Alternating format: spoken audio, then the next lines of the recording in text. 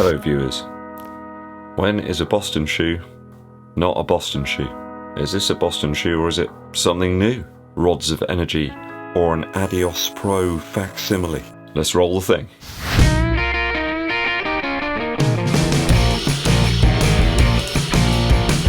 Hey cats and dogs, it's EDDBUD here. I present to you today an initial review of the ADIDAS ADIZERO Boston 10. This is a viewer requested video.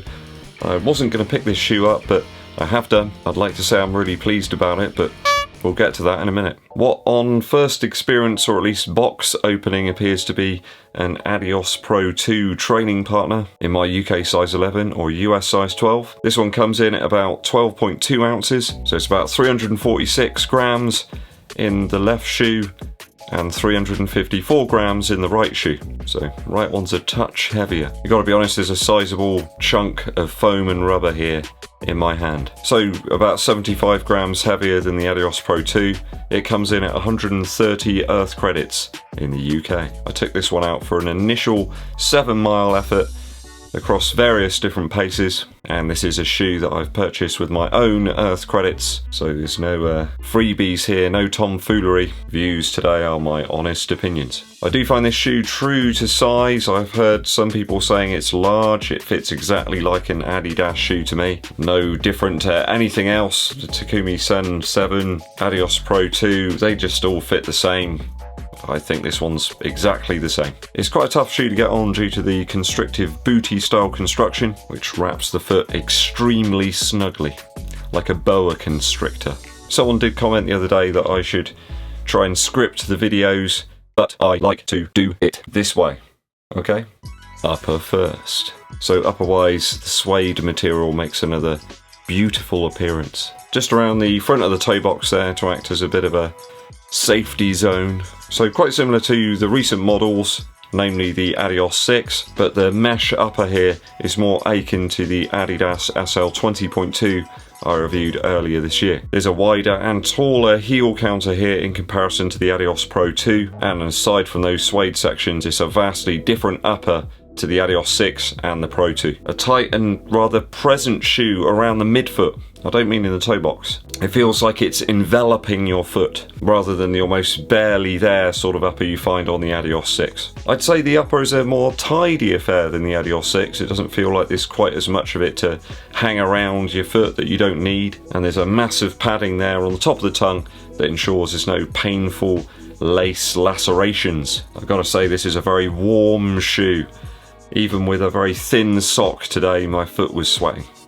There's two quite thick layers of considerable upper around the majority of your foot. Not really one of those free type feels, it's certainly very present. It's nothing like the Adidas 6 or the Adidas Pro 2 in terms of the upper. I think it could make for a very hot summer station wagon in your training. Rather over-engineered for my taste, more SL 20.2 than Adidas Pro 2. I'm going to give it a 1.8 out of 3 for the upper. I'm not a fan, as Ben Folds said. Midsole now. So, when you first grab this shoe, you think, wow, Light Strike Pro, and then a thick spreading of Light Strike. But you're kind of wrong, really. It looks like there's a really good layer of Light Strike Pro under the foot from front to back, but on removing the insole, you can see that that simply isn't the case. The majority of the Light Strike Pro begins at about the 4th eyelet from the midfoot to the forefoot. So the stuff at the back's almost like a clip or a rim around your foot. I think personally that you get more of a feel of the Light Strike Pro in the Adidas 6 than you do in the Boston 10. So underfoot, it was a big letdown when I first put it on. And then when I started running in it, it just kind of felt like a more clunky version of the SL 20.2. The Boston 10 is certainly a little wider than the Adidas 6 or the Adidas Pro 2, and perhaps a little more stable as well. Certainly in the heel there's a few more millimeters than you'd find on the 6. But why the deception, Adidas? Why bother to put the fantastic foam around the foot rather than underneath it? It feels a little bit like when the Ultra Boost 21 was released and they said there was loads more boost there, and more of it was around the foot than underneath. It almost feels like the Boston 10 sort of deliberately sabotaged so it doesn't move too far into the territory of the Prime X, where you've got loads more Light Strike Pro, and it's just an inferior shoe. Otherwise it would be too close to that high-end, super expensive model that they've just released. I've got to say the shoe felt okay at easy paces, better at faster bursts, but at 346 grams I'd just rather run in the Pegasus 38. Far more response there, just as stable, and the upper, despite the Pegasus 38 being quite thick, felt 100 times better. The energy rods that are in the midsole here just feel kind of nullified, really, to the point where I don't really see why they're there. You've got all this light strike material and it just kind of deadens any feeling that you get underfoot. I think this will no doubt frustrate and anger some Boston fans. There's a really big following of people that love the Boston shoe, a little more minimal, a little more road feel. It's a bit of a classic. This doesn't feel like a Boston shoe in any way, shape or form. I mean, last year's model, the Boston 9, was about 275 grams in my size. It felt really nice and nimble. It didn't feel like a clog. Just feels like a misfire here completely from Adidas. Like they're just throwing mud at the wall and seeing what will stick. I just don't really see where it fits in. I'd even pick the Invincible run over this shoe. Seriously. A big misfire performance-wise. I just don't really feel the Light Strike Pro in the forefoot there. Getting up to some fast paces for me, and there was not really anything there. I'm just not sure why I'd pick this over the Adios 6. I just can't see why I would do that. The 6 is just more nimble, it feels more responsive. It still feels like a great daily shoe. I don't know where I would use this. It felt reasonable and it didn't fall to bits. I'm going to give it a 1.5 out of 3 for midsole. Outsole, the best bit of the shoe. It produced some reliable grip today on some wet and dry roads and pavements. Also across gravel it was okay, although it did pick up quite a lot of it, which the Adidas outsoles of this type are doing on a regular basis. It was less good on grass, but show me a road-based running shoe that works on grass. Yeah, there's not very many. Continental is a great material. We know it's durable, we know it's hard wearing. Little else to be said about the outsole aside from they got it right. I'll give it a 2.8 out of 3 for the outsole.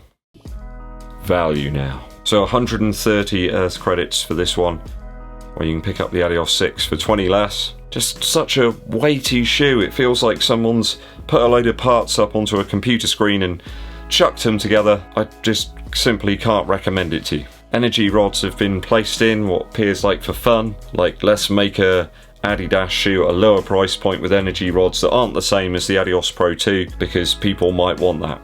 They don't. I've found little response from it even at my 5k pace. Foam placed into the shoe that really has no performance benefit. It's difficult to even get it onto foot. You need to get your shoehorn out. Imagine that, you turn up for your race and you get your race shoes out and your shoehorn. I'm going to make it happen. Lacing, bizarrely, that may as well just not be there. It's so tight when you get it on foot you don't even need to lace the shoes up. And a really warm upper, which is exactly what you need for summer. There's a whole clutch of shoes out there that are better than this that I would recommend over it, that are more versatile, that have better value.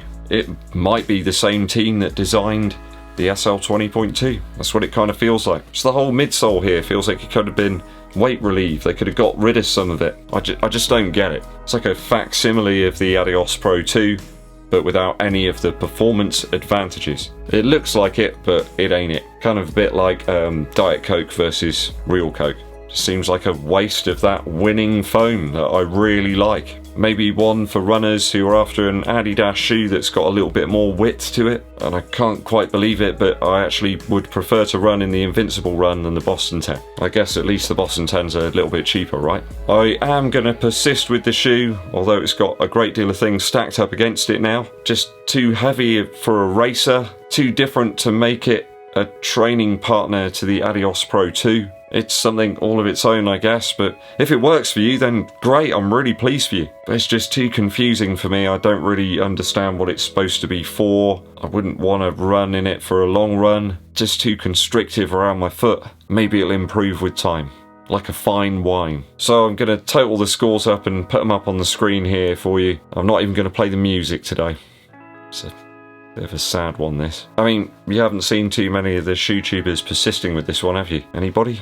Anybody? Is there anyone out there? So yeah, I think it's probably the lowest initial score of the year so far for the Boston 10. If you're enjoying it, let me know in the comments. Let me know what you like about it. Maybe it will grow on me. Maybe. A musical interlude for you. My original copy here of Pablo Honey by Radiohead. It's even got the mid-price sticker on. Hard to think that Radiohead have been knocking around now since 1993. Or at least that's when this album was released. Everyone knows the track Creep, don't they? And the reason I've chosen this album today is because apparently some of the noises that are created on the guitar by Johnny Greenwood just before the chorus in that song were kind of like a cry out that he didn't really like the song at all. He was kind of trying to spoil it.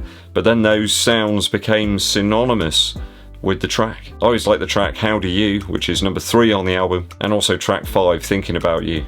Some great tunes. Very guitar heavy, this one. Quite a big sound, but you still had things creeping in there, no pun intended, on the acoustic guitar. Some nice melodies, some ideas that were from a left field, just something a little different about the band. They then developed those ideas on future albums. I really like track 9 as well, Prove Yourself. Just lots of interesting ideas here. I think this one stands out a little bit more from some of those more guitar heavy albums of the time. Good to go back and listen to where Radiohead have come from and where they've gone to. You may never have heard this album before. If you're a younger viewer, go and check it out. Pablo Honey by Radiohead. So a bit of a disappointment in that Boston 10. Still liking these two though. They feel more like family, whereas the Boston 10's the problem child. I'm not counting it out yet though. Thanks for sticking with me to the end of the video, guys. If you haven't done so already, please hit that subscribe button and click the bell below for notifications of when I launch the new videos for you. And it really helps the channel out if you give this video a thumbs up, like,